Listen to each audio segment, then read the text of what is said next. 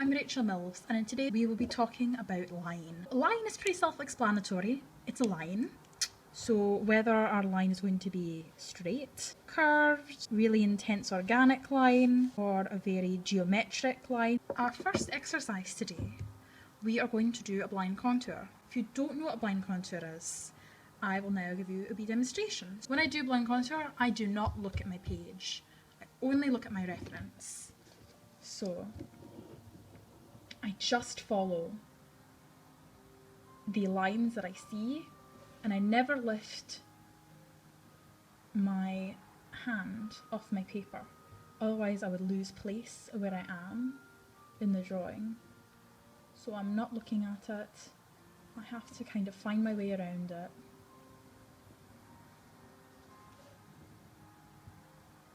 Oop, kind of got lost on that page. And as you see, they end up really, really weird looking because I'm not looking at my actual paper. I'm only looking at my subject. I'm going to discuss line weights. When we have a line, it can just look like that, but you can also have very thick, very dark lines, or very, very thin, light lines. And this line over here, if you really look at it, actually breaks, but it still reads as a line. So when you have all these different line weights within a single drawing, it can look really interesting. So let's say I'm going to draw the cup again. The areas where it's light, so the light is hitting it, I'm going to have very, very light lines that sometimes even break. And then under here, that dark area, I'm going to line that super dark because that's where the shadow is. If I look up here.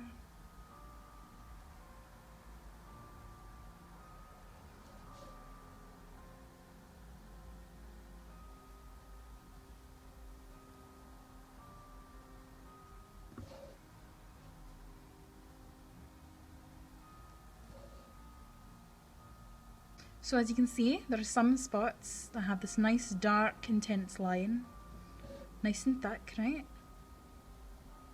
And other parts where my line is really light and really broken, just to show where the light's hitting it.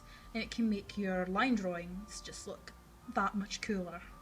We are now going to move on to our next project. So if you remember from our value video, there's a way we can create value using line. So maybe I have a cup or something, or a sphere, and I want to add value. One way I can do that is these little parallel lines, parallel meaning side by side, and they create some form. If you look at my parallel lines, they're actually following the curve of this cup. You'll want to do some value scales using hatching.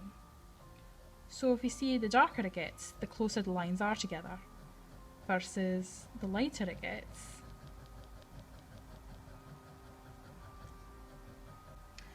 another way is cross-hatching, which is like hatching, but you make a little cross out of it. You can even go through again like this to make a really mega intense cross-hatching. So for our last exercise, a few images, they are all upside down. Now before you look at them, I just want to stress that you should not try to like flip your head over and say, oh, what is it? I can't see, and try to figure out what it is. Don't do that. If anything, just try to really see it as just weird, abstract, random shapes. These are all Picasso ink drawings, and they're quite good because they're nice, simple lines. So the exercise is basically, you'll be drawing something upside down. See.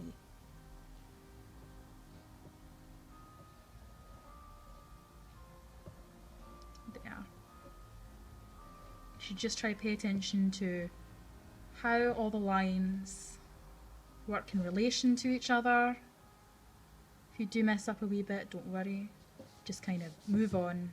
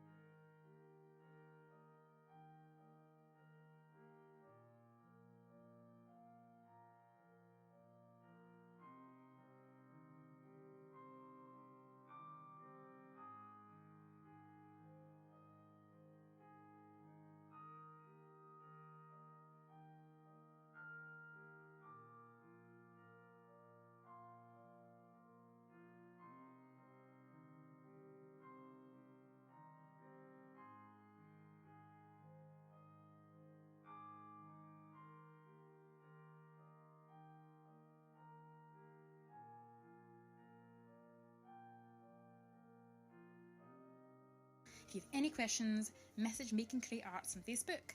I can't wait to see your work. I hope you're all staying healthy, safe and at home.